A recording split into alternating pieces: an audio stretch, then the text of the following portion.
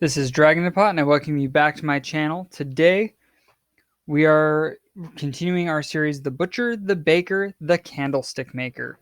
Today's video, your mission, should you choose to accept it, and how to improve your storytelling from the beginning of setting the stage of your missions. The first question I find useful to ask is, who is your boss, or who is employing you for this particular mission or objective series? By giving them a backstory and a little bit of character, I find that it helps the players not only invest, but it helps you as a GM figure out how to present the character. Whether you're talking about presenting a rich noble or merchant who is looking to improve their status in the realm through one means or another, thus why they're employing you, or whether you're talking about a lowly farmer who has a problem with their land or the local town that they're in, and they're looking for you to solve some problem that has obstructed them from living their life or bringing in the harvest effectively. Maybe it's just them, or maybe it's their entire town and they're grouping their funds together in order to pay for your mercenary group to accomplish it. Or maybe you ran into their village and they're just pleading for help from the first capable person that they see.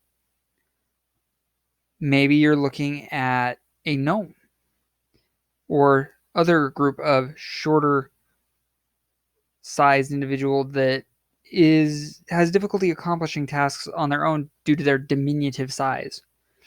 Maybe they have a objective that they need you to go collect something or retrieve something, or maybe they're just being threatened by a larger creature or threat that they don't know how to handle through either sheer numbers or they don't have the capability due to physical limitations. Maybe you're dealing with dwarves that they may need you to help them in a diplomatic situation. Maybe they're dealing with a group that they don't know how to handle due to either their perspectives, their lifespans. Maybe it's elves. Granted, with dwarves, it's always elves. Let's be honest here. It's a favorite trope that everyone likes to use. Whether you're going with the trope or doing something different,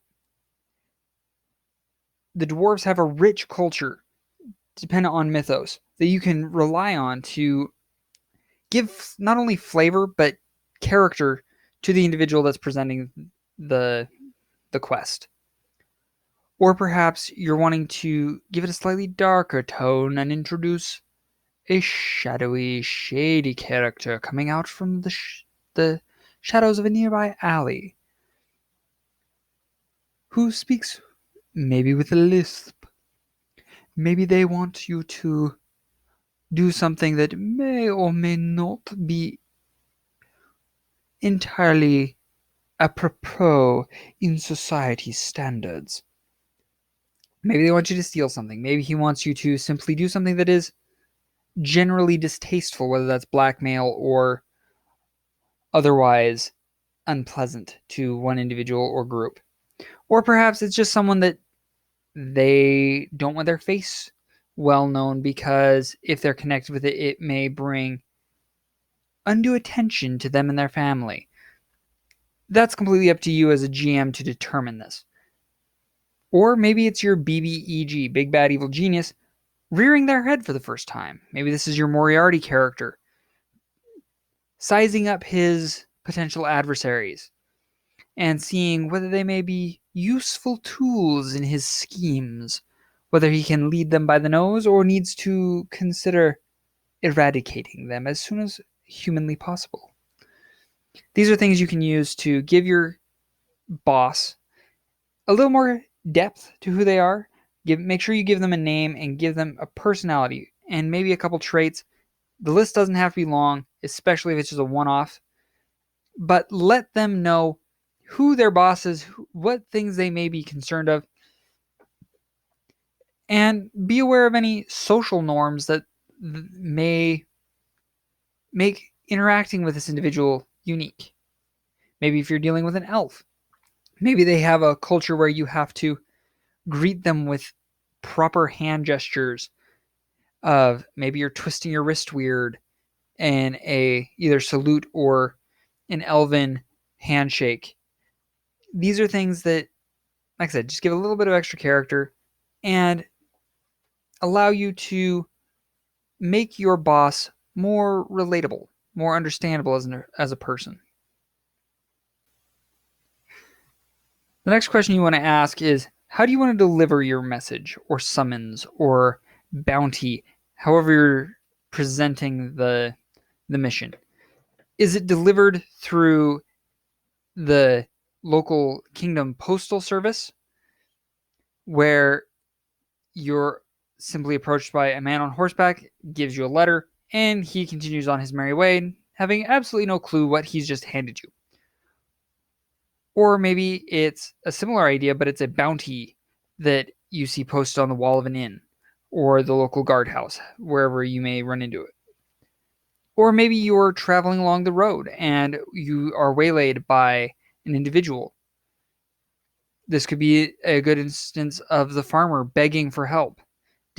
Was he sent out simply to ask for help from the first group of capable individuals he met to try and rescue his village from insert diabolical plot or big bad creature here?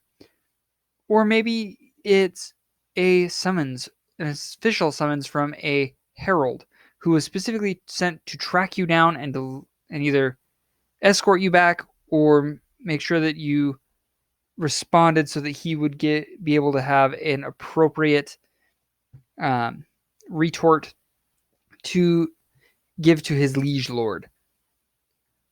These are things that you can use to, again, just give that little bit of flavor. How does your boss want to talk to you?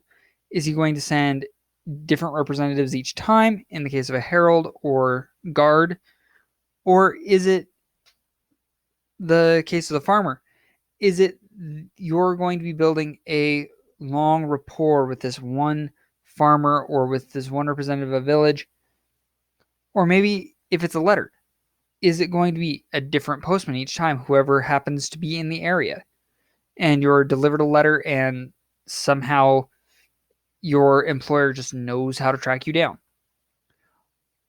And this would be a perfect example in Mission Impossible or similar situation where it's you're mailed a letter, you're expected to respond, and it is your mission should you choose to accept it. Or is it a bounty that's put out by the kingdom and it is literally whoever gets the bounty first? First come, first serve. You get the man, you get the bounty. End of story. This is up to you to figure out how you want to run this. And of course, that leads directly into discussing the details of the mission. Again, in the case of a letter, is it spelled out in detail on the letter of what is expected of you, how to accomplish it, how to get back, and how to collect your reward? Or perhaps you, in the case of the farmer, are you heading back to town to discuss it with him over dinner in his hut?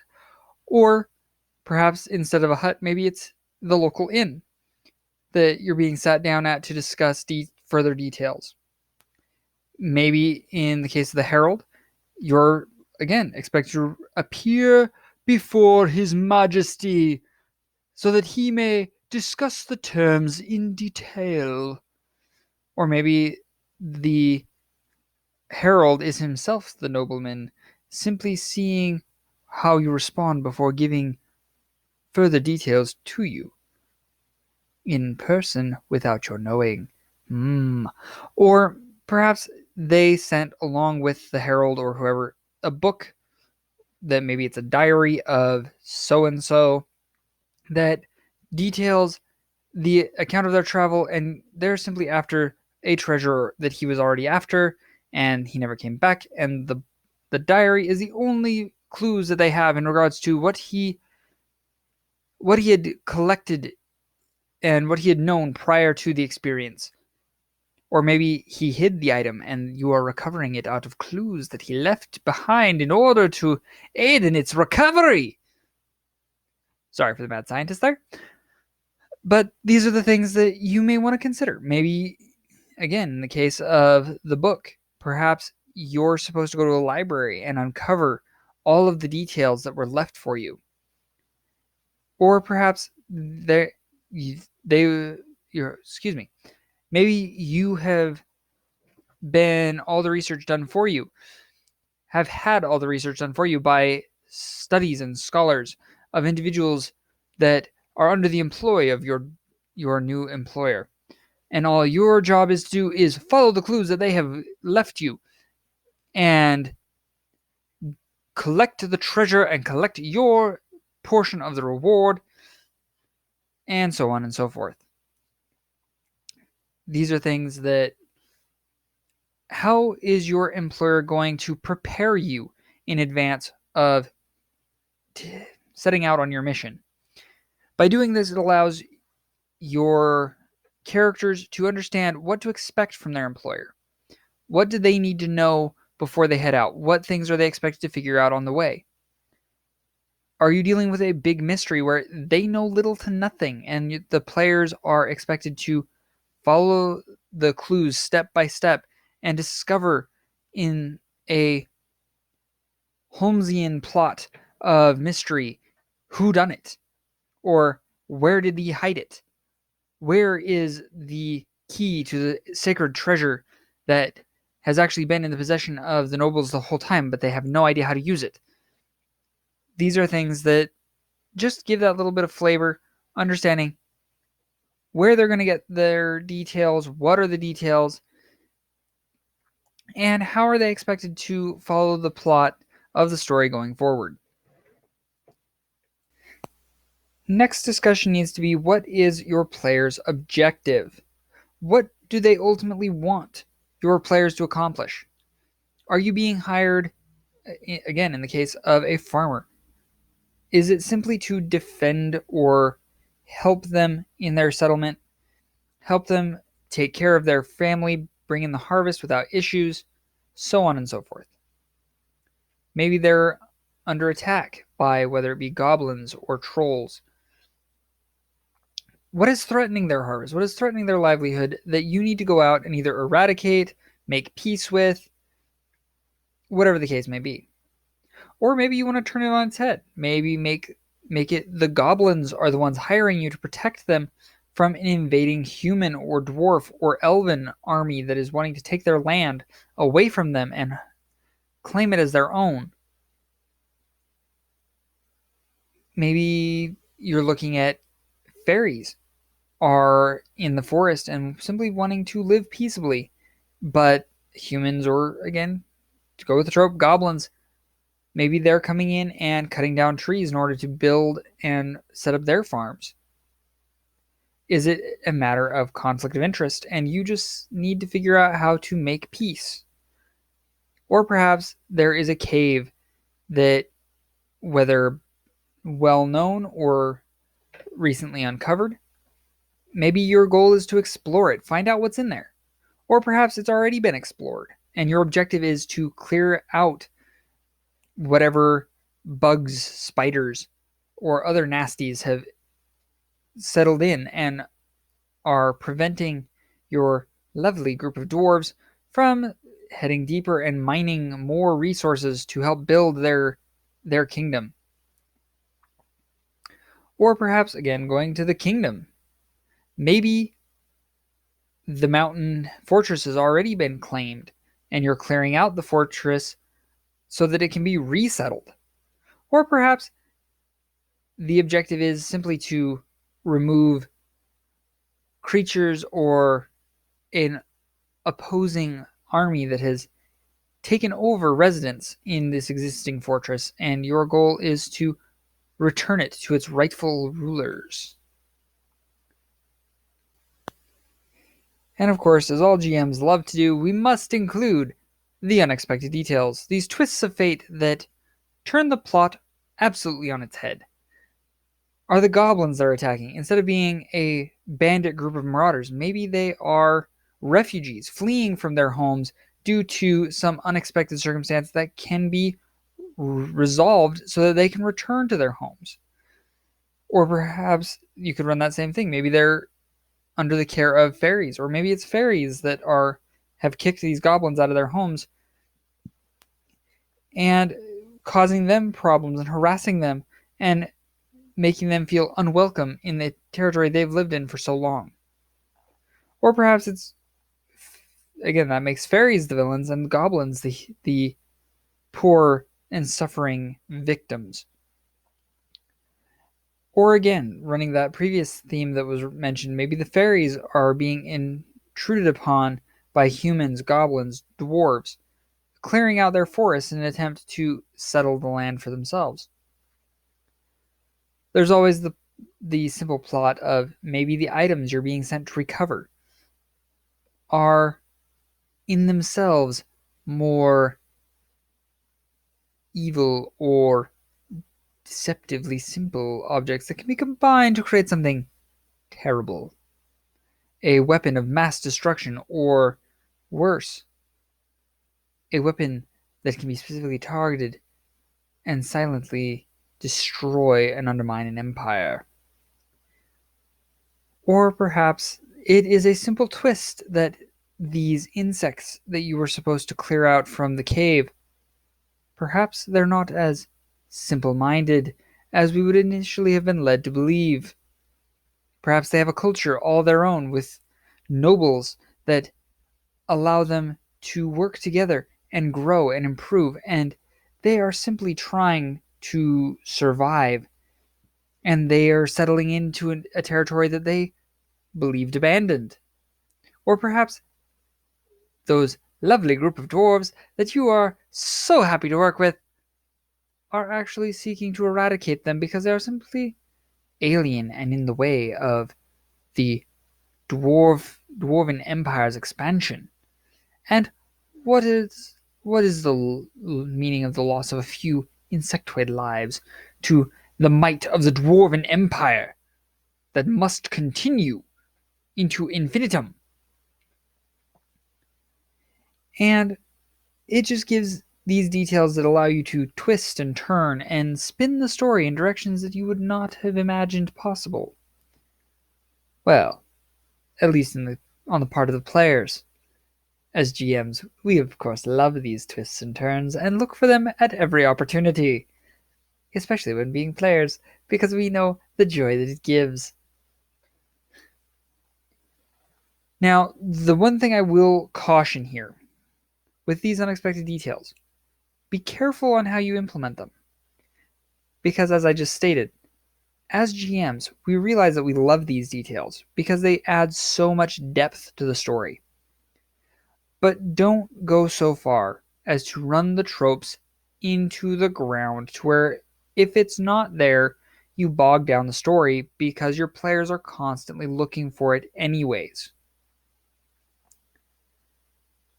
But have fun with it. Because, as we know, this is ultimately storytelling at its finest. Then, of course, we can't forget to discuss the players getting paid. Where do they go to claim the reward that they so valiantly risk their lives for? Are they getting a portion of the spoils directly? Or perhaps they're getting paid a preset commission amount by whoever hired them, whether this is in the form of a bounty or direct return on what they ask players to do. That can be determined by you. Or perhaps they're being given information, something less tangible but all the more valuable because of how rare it is, how unusual it is, how well it can be implemented. Or perhaps they're simply being paid in the form of room and board. Is it a simple adventure of the tavern owner has a need, you're here, he'll offer you free room and board in exchange for solving his problem? Or, in the case of nobility, do they have the power and authority to offer you rank and prestige, nobility equal to their own even? Perhaps it's a baron or king or duke or earl or emperor looking for an heir, looking to pass their line onto someone, and simply looking for a way to honor someone who has earned the position. Or perhaps that's how the title has been passed for centuries, that it must be earned by someone of great rank and great prestige who have earned the title and status accordant with the rank.